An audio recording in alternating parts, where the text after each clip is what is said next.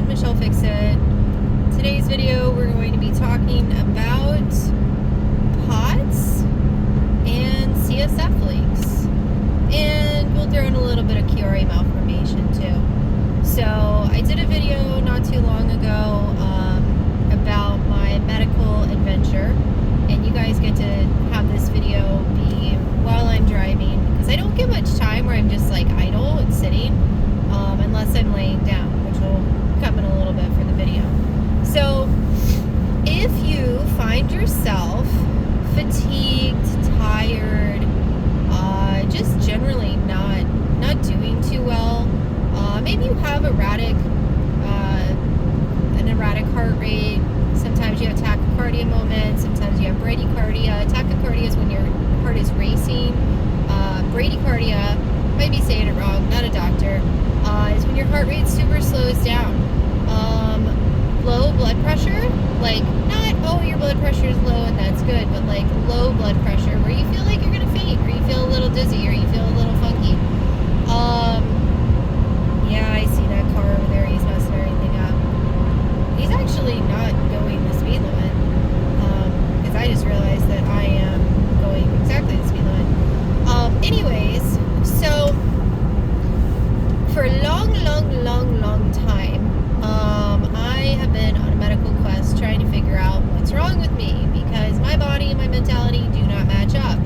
And I have had different bouts of getting really messed up versus just a little messed up and downright non-functional, and tried caffeine, no caffeine, tried being on a super healthy diet, tried eating just junk, went to the doctors, tried a bunch of different stuff, and I have finally landed on my version of the gauntlet, which is a CSF leak. I also have been diagnosed with POTS, postural orthostatic tachycardia syndrome, and also orthostatic hypotension, which is when I stand, my blood pressure bottoms out, and neurally mediated something, can't remember, and dysautonomia, which is when my body is just a little haywire. I am also a hypermobile EDSer, Ehlers-Danlos syndrome, and so I just have a whole host of like weird things. And then I found out that I had a chiari malformation, which I was not aware of. And I read my chart and I saw that like basically my brain's trying to escape the back of my head. So I'm like, oh yeah, let's just add that to the fun list. Plus I had like 4 different things going on with my heart whenever I was almost dying of COVID. And so long story short, decided to go back to the doctors because I've been diagnosed before with chronic fatigue syndrome, a bunch of stuff. And, it's basically like, we don't know what causes this. You're just going to have to like deal with it and like try to troubleshoot it. But like, we just don't know. And also chronic migraines. So that's the big one. And I never made the correlation that my migraines, were, for me, I'm probably too long. I just really didn't get it. It took me figuring it out and watching lectures and everything else. So, I have been officially diagnosed with a spinal CSF leak. I have a neurosurgeon, and he basically gave me the option, because it took a while to find him, and then I was excited to find him, and then when I found him, I thought it was going to be harder to like get diagnostic stuff going, and he has made it very streamlined and very easy. And he was basically like, yeah, you definitely seem like you have a CSF leak. Let's start getting some images. Do you want to just do a blind blood patch and try to start, shooting in the dark? Do you want diagnostic criteria so we can do targeted ones, or see if you have like, one of the other things that could be going on with the leak? Because you can leak from just a puncture, you can leak spontaneously, you can have venous fistulas, you can have a lot of different stuff going on. And I was like, I'd like to try to do some of the diagnostic criteria.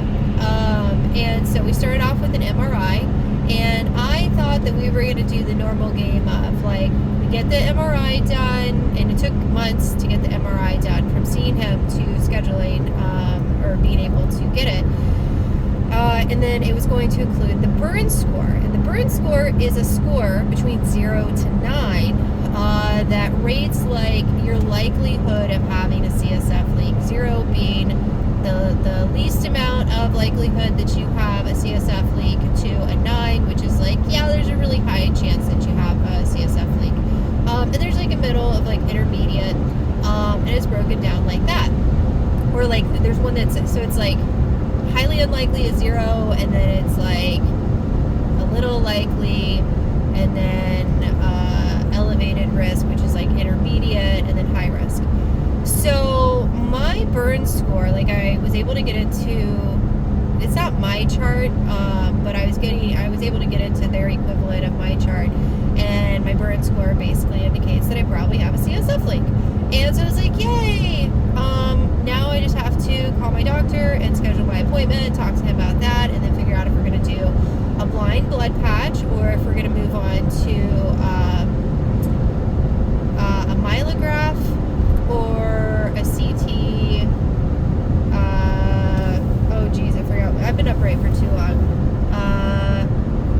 It starts with a C. CT something. And so I scheduled my appointment, and I was really trying to weigh out the pros and cons, because when you have either the myelograph or the other one, cisternograph, I think, they're going to go into your spinal cord, and they're going to inject you with dye, and that has a high likelihood, according to the other leakers that are out there on the groups, of creating another leak. And so some doctors' protocol is to do a blood patch immediately after that test. Some doctors' protocol is not to do it, and some people are worse off after they get that very invasive testing done, with the hope of being able to really lock down where they're leaking from. And so I had discussed it with husband Kat, and I was like, I have a lot of stuff going on right now, so I really think I just want to try to do some blood patches, some blind ones, and if they work, great, and if they don't work, maybe I'll do up to like 3 or 6 of them, give it, a try, and if I don't have success, then I'll go ahead and do like the more invasive search for trying to hone in on these leaks. And, and also said, my burn score and everything like that. And we're both really elated, because we're just like, finally, something to mitigate, because he's known me for several years, and he's seen the highs and lows and the non-functional, like I appear like I'm dying, like I can't get up because something in my world has just happened where my body is just done. And as soon as I start getting upright, and again, didn't make that correlation, but it's like, when I don't feel good, I really don't feel good. I am just down. To I'm, fully charged up and trying to conquer the world. And he's like, I would like you consistently to be like good. So let's do whatever we have to do. Like, we were talking about maybe me flying out to California or something to go and see one of these, special doctors to try to get somebody to fix me. Because I was worse after Charlie. And that's my baby. I was worse after having him. And again, I didn't make that correlation, but you live and you learn, and you don't get loves. And so, I got a call today, and normally I screen my calls, but I was in the mood of like, I'm just going to answer my calls today, and if they're telemarketers, then I am going to get on the do not call list, and if they're not, like it could be somebody for one of my dad's appointments, I'm just going to start answering my calls. So, of course, one of the calls is from my neurosurgeon's office, and they're like, hey, we want to schedule you for your CT cisternograph. And I was like, what? They're like, yeah, because of your MRI and your burn score, he wants to go ahead and move forward with this. And I'm like, So I put her on hold for a little bit, and I talked to my husband, because, like, you should have somebody drive you, and then you should like lay flat, and there's a lot of stuff that you should do. And so I was kind of freaking out, because I'm like, I really don't have time to do this right now, and I really wanted to do the safe route. And my husband was like, just do it, because he's also going to be going on travel, but my dad's here. So we've developed a plan, and it's basically going to be that my husband Kat is going to come out to Baltimore, and he's going to spend the night, and then the following day he's taking off work, he's going to drive me to the hospital, and I'm going to have the test, and then I will have to lay flat for a couple of hours after the test, so that hopefully I don't have a leak or something like that happen, a new one. And then I'm going to have to be transported back to the Baltimore house. And according to all the groups and the people on the groups, it is best to lay flat for like 48 to 72 hours so that you don't end up in worse shape than you were before you had this test done. So I'm going to follow those protocols, and after I get the test done, I'm going to tell you guys all about how it felt, how it was, and, you know, if there's any, you know, if at the time of that videography, I know where I'm at with that, then I will let you guys know, like, yay, they found the leak, no, they didn't, boo, yay, whatever. But I'm telling you guys all this stuff because every time that I start having a little bit of free time, and I'm like, because I have a lot of lay down periods throughout my day, like, I'm right now really unhealthy with my lay downs, and I say that because I get myself on the cusp of having a migraine because I've been upright too long out of necessity because I have so many obligations on me right now that my head feels like it's on fire.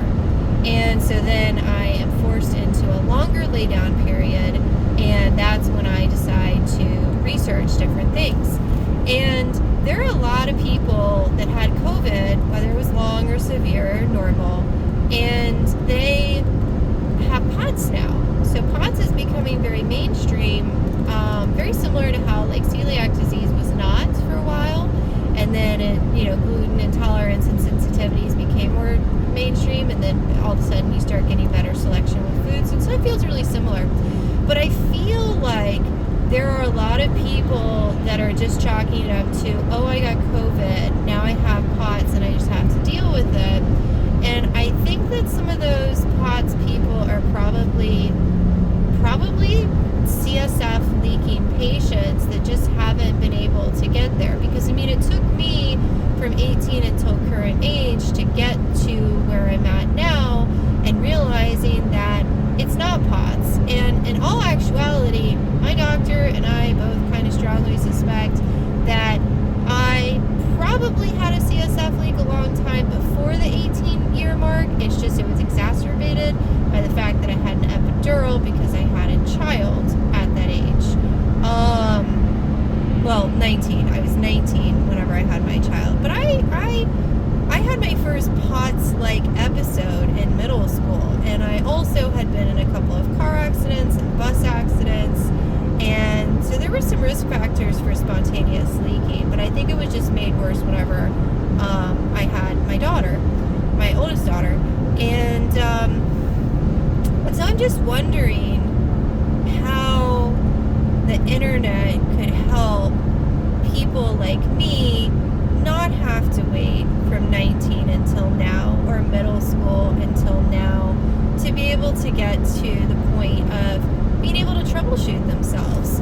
Because realistically, if any of this is kind of resonating for you, like if you have headaches, and some patients with CSF leaks don't have headaches, so then it makes it more difficult to figure out.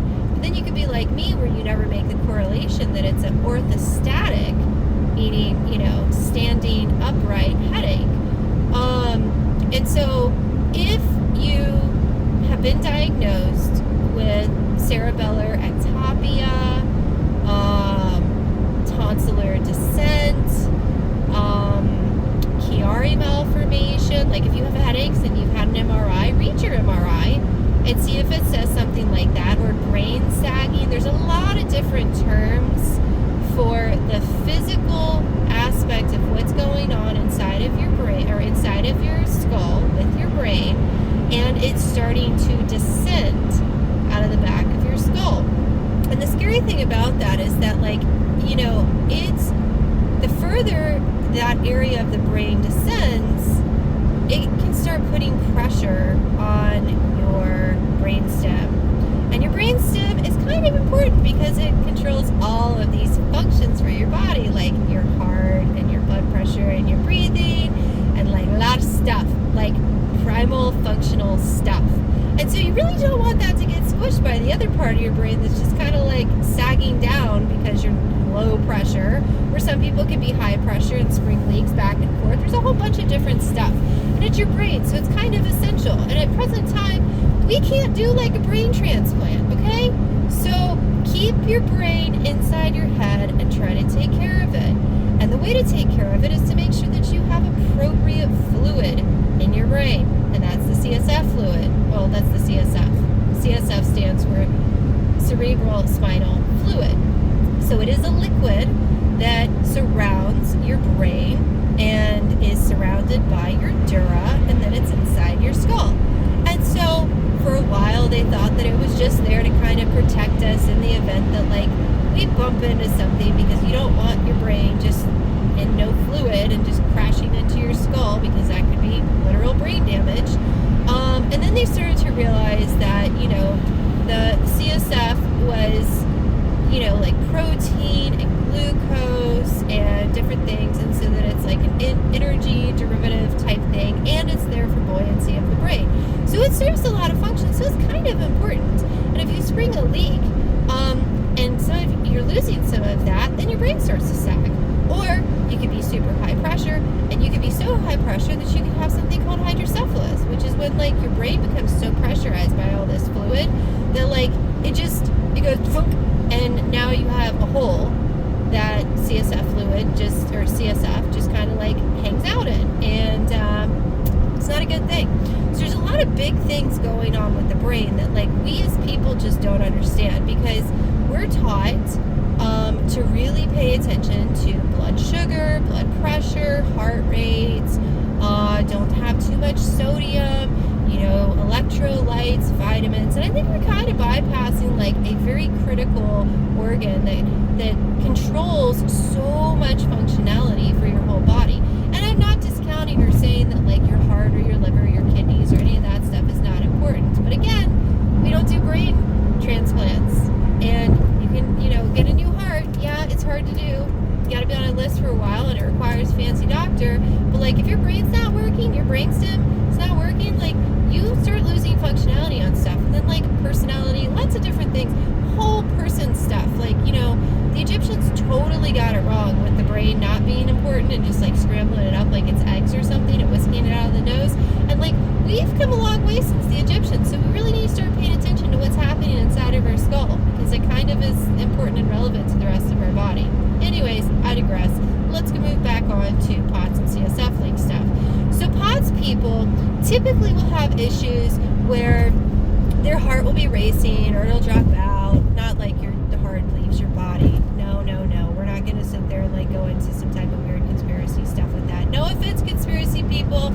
I have some people that I love that are very big on conspiracy stuff. However, pause for effect, POTS people will have their heart rate drop, their heart rate go up, because it's postural orthostatic tachycardia syndrome. So primarily, it's that if you're going from a laying position to an upright position, I think it's like your heart rate has to go up at least 30 beats per minute with an increase. And so mine was doing that. But then there's this other thing, the postural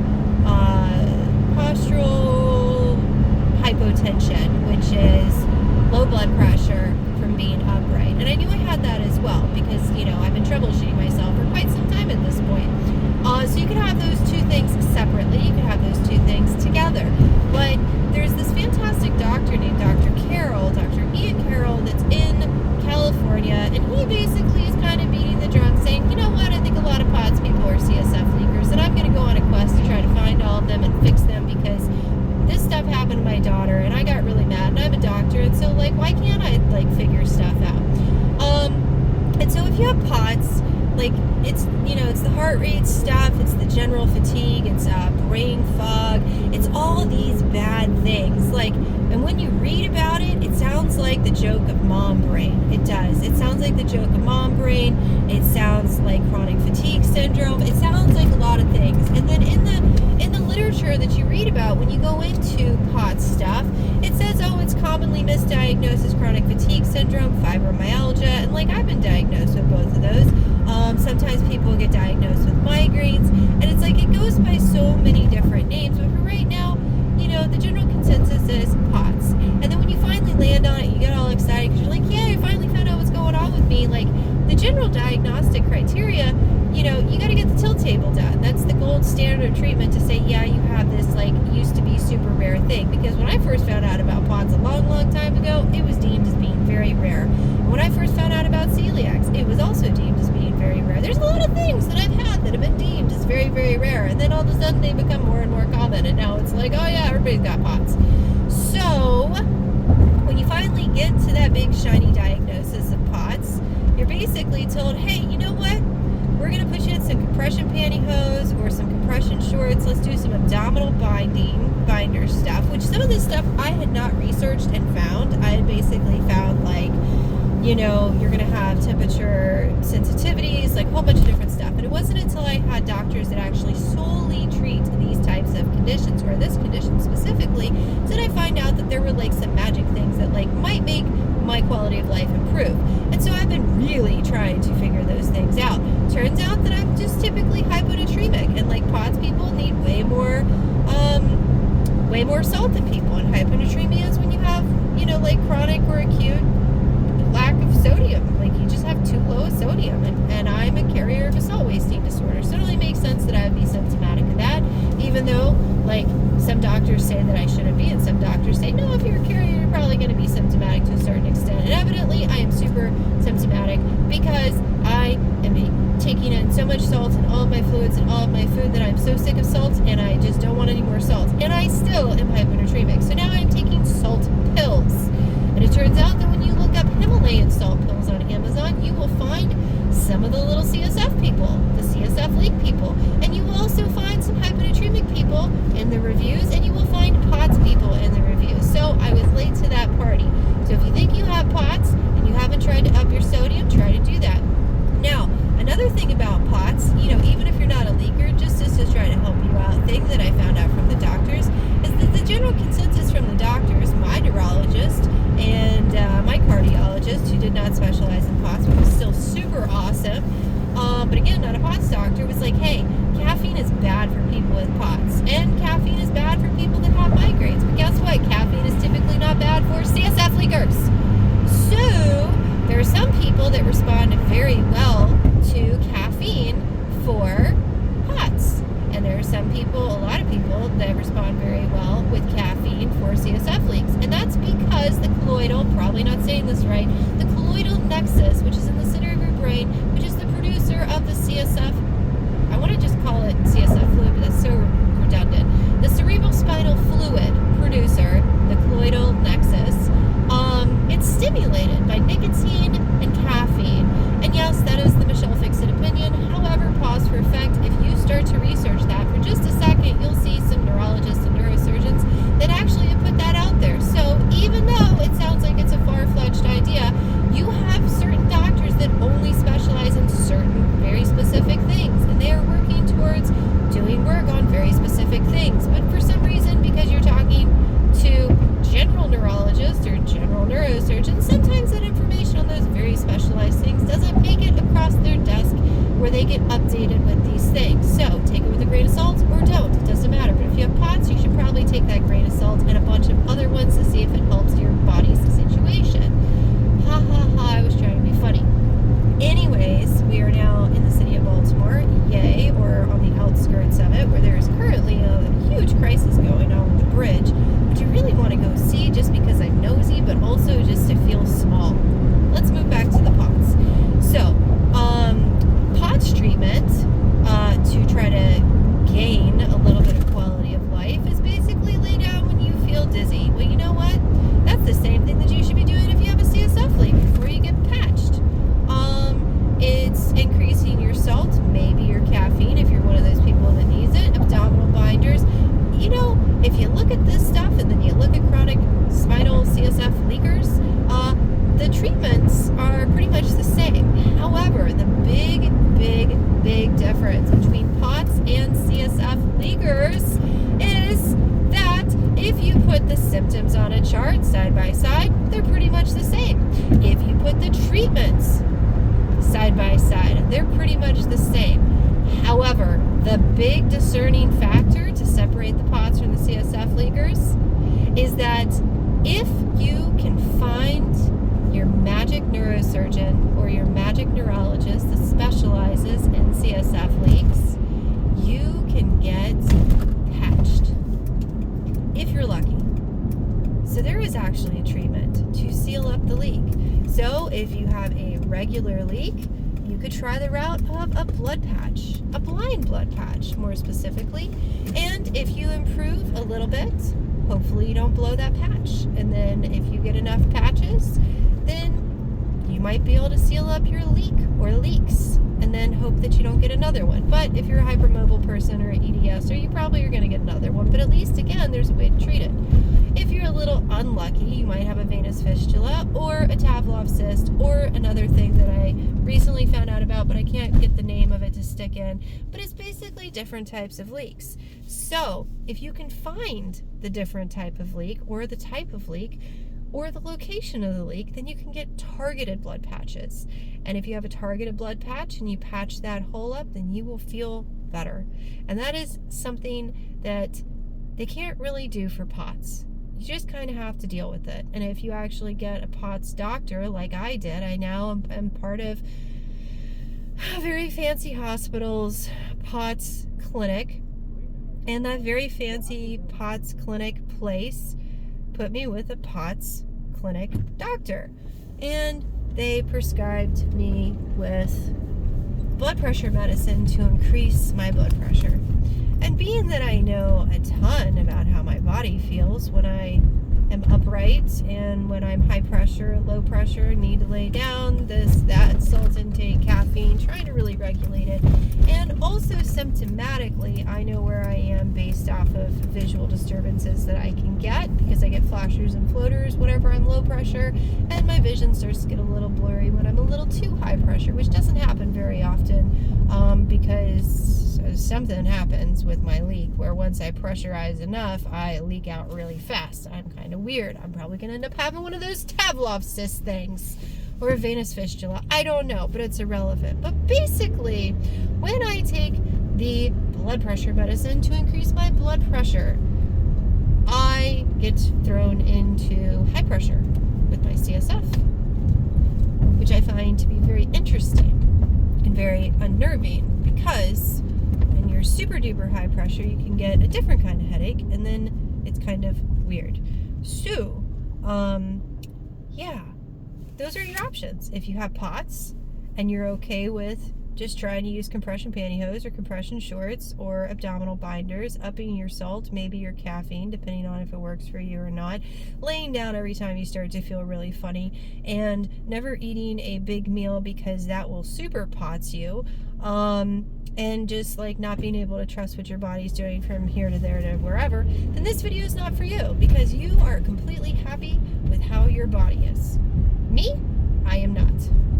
So if there is something that shares all the symptoms that I have, and then I can test it home, because like, you know, next time you don't feel good, lay down, see if it works, and lay down for a while. And if you start feeling all tingly and you start feeling all good, and like eventually you feel the need to pee, and then you just keep laying there after the urge to pee, and I know that sounds really weird, but like that's one of those things. But like if you sit there and let your body super duper pressure back up again, and then you feel great, and then all of a sudden like you can feel it starting to wane on you, and you're like, no, what happened? I felt great, now I don't feel great.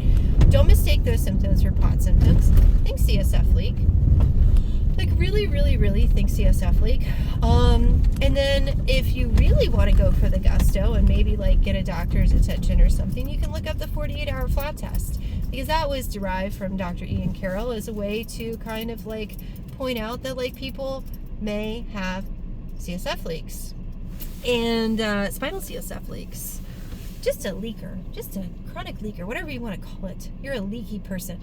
So you can do that and then make notations, or, you know, there's like a YouTuber out there that like recorded her little thing. I have been a bad CSF leaker.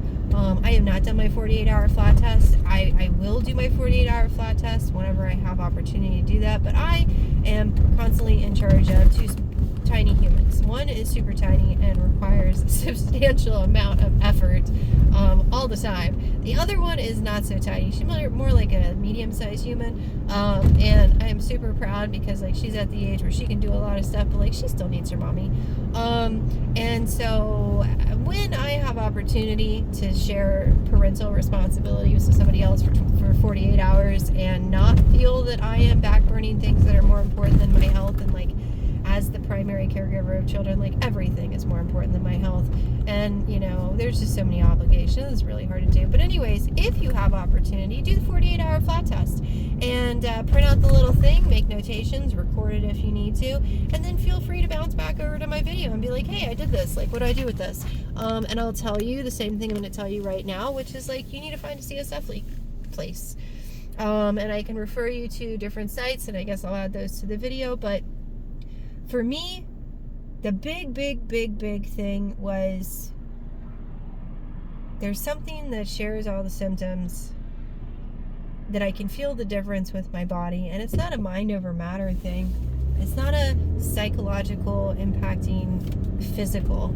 It's something that I can put my blood pressure cuff on and show how stable and not stable I am and everything else. And like, I don't know, it's this light at the end of the tunnel that I can chase. And if I end up getting to the end of the tunnel and I've, exhausted all of the diagnostic images, because it seems like I have a really good doctor now, and I'm like super impressed and excited by him. And I will not be like that other little YouTuber person that is like, oh, I'm not going to tell you guys who my doctor is because I'm still getting treatment. Yeah, if somebody actually specifically asks because like it's to benefit them, I have no problem sharing that information, and I will totally share that information. And I think that the lights on this charger are very interesting because it makes it look like it's like a shark. I'm like so distracted by that. But it seems like he's like super on par. And then while I was talking to him, and I know my video goes all over the place because it's just me rambling, and hopefully it's entertaining. I don't know. I'm driving. There's like, projects for Baltimore over here. I don't know if that's like a PC term or not, but that's what people call them. It's like some type of housing thing, and it is regulated by the city. It's the Latrobe ones, I think. Like The Wire talks about them, which I have watched The Wire, and being around all the people in Baltimore, I have realized some of the interesting things. But yeah, I think this is the Latrobe Projects place. Anyways, my doctor has been working with CSF leak stuff for 20 years, and it's kind of sad. It's kind of super duper sad that somebody's been working on knowing about this as a problem for 20 years, and it has taken this long to land on it. And then it was so missed by so many doctors, because I've literally been grumping about the same symptoms for years and years and years and years and years. And if I wasn't such an emotionally regulated person, because I pride myself on that, because I don't like being super grumpy or mean to people or having negative emotions, because like my body's already negative enough, I don't need negative emotions to add on to it. I really could have mistaken what my body was doing as a physical response to my ailments as a mental health issue. Because it's not that much of a stretch to feel like you're a depressed person when you're sad that your body doesn't work, or you're constantly chronically in pain, or you're chronically unable to do certain tasks. That would depress the happiest person. And fortunately, I have had very teeny tiny minute areas, probably because I laid down and I eventually rebooted, or I got so frustrated with a lack of activity because of inactivity, because my body was messing up, that like I became grumpy and I wanted to make up for all that lost time. Like I'm just a very like willful, my body doesn't want to work properly, but I'm gonna like try to catch up kind of person. But when you're high pressure and you're feeling great, it's easy to mistake that for a manic period or mania. And then when your body's not working, depressed period. So look, that seems kind of similar to like bipolar disorder. Or, and I know people are going to get so mad, but I'm just rambling because I'm just a cuckoo bird. And I don't know anything. I'm not a doctor. I'm just Michelle Fix-It. I'm just some random chick that's like read too much stuff and like Google diagnosing herself. So like just whatevs. Like I'm just totally rambling for entertainment value. But when I'm super duper low pressure, all of my sensory stimulus overload stuff is like really bad. But when I'm like middle of the ground, like before I start feeling like I need to lay down pretty soon, feeling awesome, sounds, sensitivities that I normally have, lights, all that stuff, really gets better. So I find that to be like unique and amazing. So I try to time out like certain things that I know would normally annoy the crap out of me, because like I do have a formal and informal and like identify and whatever with being an Aspie cat. And like if you know, you know, and if you don't, you don't. And if you don't like me calling myself an Aspie cat, then like whatever, people identify with whatever kinds of things now, and I understand that it's not a good PC thing. It is something that I identify with, so you can't take that away from me with current climate of stuff. But anyways, in my Aspie catness, I become very overwhelmed by certain things, like just always. But when I am really paying attention to my body, my laydowns and everything else, like those things get so much better. Like super duper better. Like husband cat's like, wow, you normally would become like very upset about this and like it's not present, what is going on? I'm like, oh, I'm like, you know, high-ish pressure. Because again, you get like when you're super high pressure, you get negative attributes. It's kind of weird. It's like trying to be on this little roller coaster of making it where your body is working properly. And I am also very temperature sensitive, so that's going to pose as a super fun, awesome time for me. And I say that sarcastically, because I know that the curveball is going to be once it starts warming up, because I am very heat intolerant, which I find to be incredibly ironic. Because, newsflash, I'm from the deep south, where it gets like super duper hot. And I don't understand. But it's just one of those things. And so, like, I don't know, I gotta deal with it. We're close enough to our destination where I have to flip you guys. But I'm just a cuckoo bird. I don't know anything about any of this stuff. I am just talking out of my butt for no reason. Feel free to yell at me, grunt at me, whatever. But if you have POTS and you're not satisfied with just like your life is going to be poopy, then like this video might be for you. And I'm more than willing to give you more information.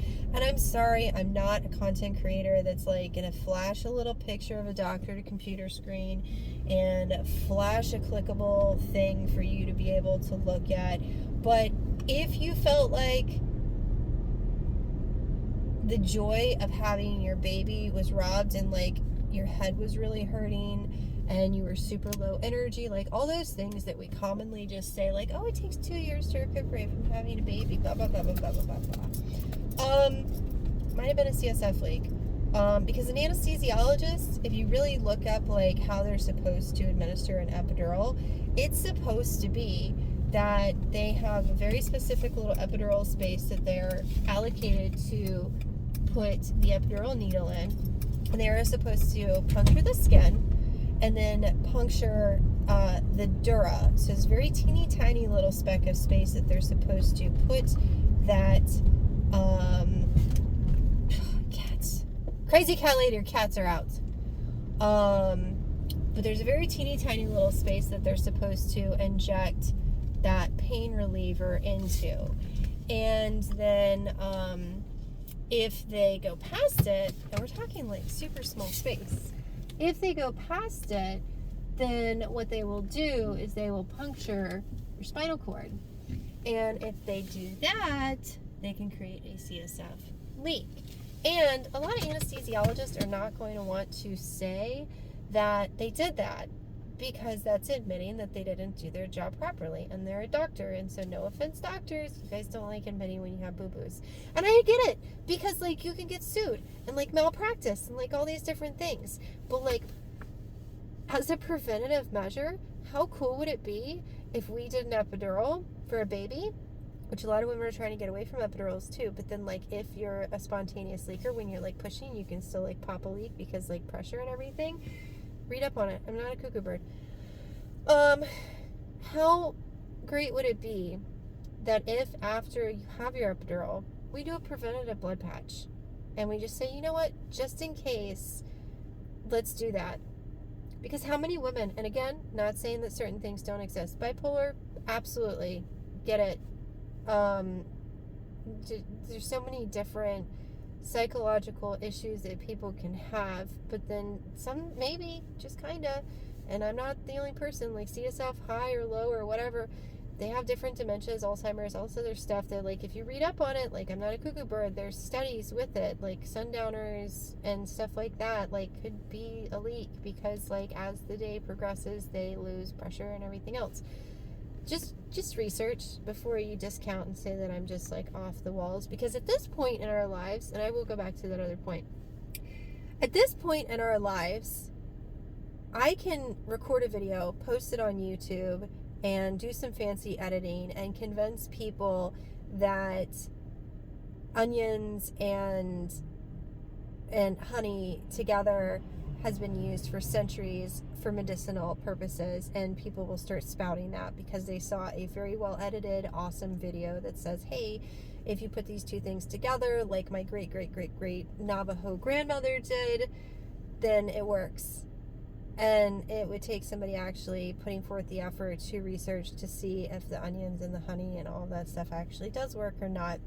And then you can convince people that, like, the purple lights with the demyelination of the street lights, which, like, clearly there's some of them here that are the delamination or what myelination of these is like the yellow spectrum, that the purple lights mean that, like, there's a conspiracy thing where those are bad neighborhoods or those are whatever, because I've seen a lot of theories on it. And then when you actually look up the root cause, it's a demyelination of a broad spectrum of the, I think it's like red, blue, and yellow, and somebody's gonna, like, grump at me about it, but, like, it's demyelination on certain things because those colors together create the bright white light for the LEDs.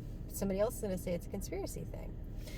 So we can all say whatever we want to about whatever, and if we're fancy enough, then, like, maybe somebody will listen or pay attention to us, and if we're not, then people won't, or maybe they will because the content is there. Like, I sat there and listened to some very not fancy lectures from Dr. Henderson and some other neurosurgeons and neurologists and everything else, because what they were talking about was relevant and important to me, and those seminars and lectures and things like that were to broaden the perspective on other people in the neurology or neurosurgery field on things that they excelled in.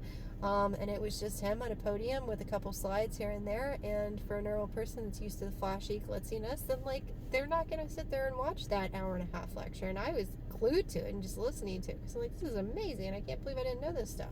I'm so happy you're putting this literature and this information out there.